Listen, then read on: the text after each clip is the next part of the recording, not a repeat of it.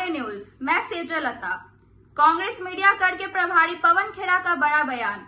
Voter पुनरीक्षण list पर बयान देते हुए कहा कि केंद्र सरकार के 3 बंदर हैं, चुनाव आयोग भी शामिल है। आज बिहार विधानसभा चुनाव के दौरान पिछड़ा, अति पिछड़ा, ST/SC सभी के नाम को काटने की साजिश की जा रही है। जिस तरीके से कागजात मांगे जा रहे हैं, गरीब लोग कागजात कहां से ला कर देंगे। भाजपा माले के राष्ट्रीय महासचिव दीपांकर भट्टाचार्य का बड़ा बयान। जब पहला चुनाव है जिसमें सरकार चुनने से पहले मतदाता का चुनाव होगा और एक साजिश के साथ इस पूरे एजेंडा को छुपाकर रखा गया था और बिहार के चुनाव से पहले इसे लागू किया जा रहा है। आज तक पूरे भारत में ऐसा कहीं नहीं हुआ कि चुनाव से ठीक 2 महीना पहले वोटर लिस्ट को निरीक्षण काम और कागजात मांगे जाए। संविधान ने जो वोट डालने का एक अधिकार दिया है उसे छीनने की कोशिश की जा रही है। चुनाव आयोग भी आपातकाल बयान रही है। हर मोर्चे पर एक लड़ाई लड़ी जा रही है। आगे क्या कुछ उन्होंने कहा, आप सुनिए। वो कहते हैं ना कि जब गीदड़ पे संकट आता है तो वो शहर की तरफ दौड़ता है, तो जब एनडीए पर संकट आता है तो चुनाव आयोग की तरफ। गांधी जी के 3 बंदर थे, वो न बुरा देखते थे, न बुरा कहते थे, न बुरा सुनते थे। मोदी जी के भी 3 बंदर, वो न सच सुनते हैं, न सच देखते हैं, न सच बोलते हैं। वो है चुनाव आयोग। चुनाव आयोग पर दबाव इंडिया गठबंधन लगातार बना रहा है। राहुल जी लगातार चिट्ठियां भी लिख रहे हैं, आर्टिकल भी लिख रहे हैं। खड़गे साहब ने उनको कठपुतली तक करार। हमारे भाई तेजस्वी यादव जी लगातार दबाव बनाए हुए। हमारे इंडिया गठबंधन के बाकी साथी भी बनाए। जवाब भारतीय जनता पार्टी से आता है। सवाल चुनाव आयोग से पूछ रहे हैं, जवाब भारतीय जनता पार्टी से आता है। हम ये जानना चाहते हैं रिश्ता क्या कहना था, क्यों आप जवाब दे रहे? दीजिए जवाब। चुनाव आयोग सामने है। फुटेज कहते हैं, वीडियो फुटेज, जो वोटिंग के दिन की वीडियो फुटेज है, अब वो नहीं दे रहे।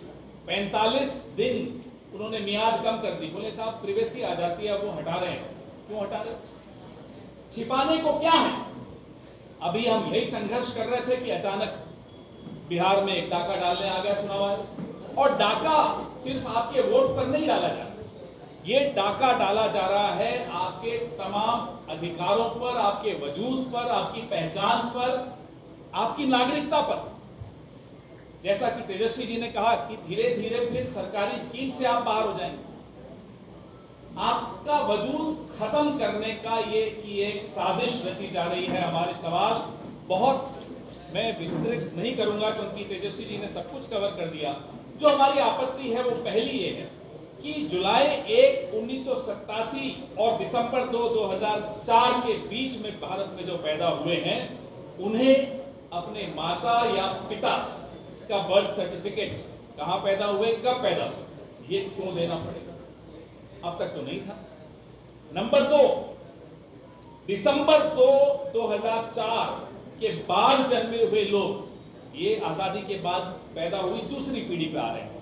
पहली पीढ़ी को भी प्रमाण देना पड़ेगा, दूसरी पीढ़ी को भी। आजाद भारत में पैदा होने वाली दूसरी पीढ़ी से ये प्रमाण मांगा जा रहा है, जो 2 दिसंबर 2004 के बाद जन्मे हुए लोगों ने माता पिता दोनों के जन्म का प्रमाण पत्र देना पड़ेगा।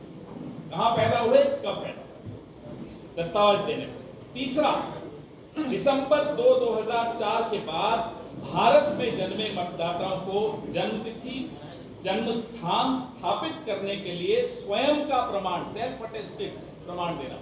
और ये सब, जैसा कि तेजस्वी जी ने कहा कि सब 2 महीने में। अब 2 महीने में ये सब कैसे मुहैया होगा? कौन कागज इकट्ठे करेगा? एक महीने 25 दिन।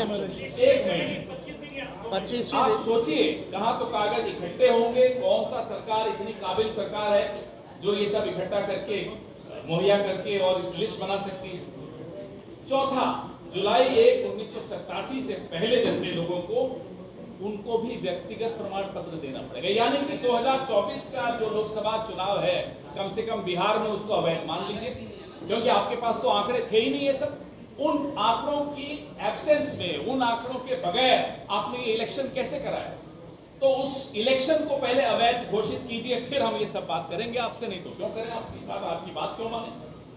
पांचवा, ये पूरी प्रक्रिया जैसा कि आपने कहा घर घर जाकर 1 महीने में, कोसी में बाढ़ आती है, हम बड़े परेशान होकर पीड़ा होकर देखते हैं टीवी पर कि कैसे लोग लुट जाते हैं, बर्बाद हो जाते हैं, कहां से वो कागज।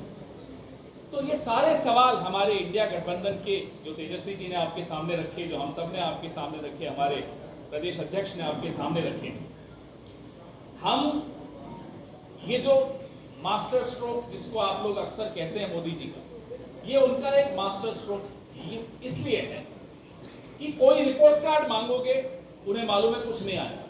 बिहार की जो हालत है सबको मालूम, बिहार में क्या होने वाला है वो सबको मालूम। एक सर्वे हुआ था कल, हमारे साथी भी गए थे टीवी पर डिबेट।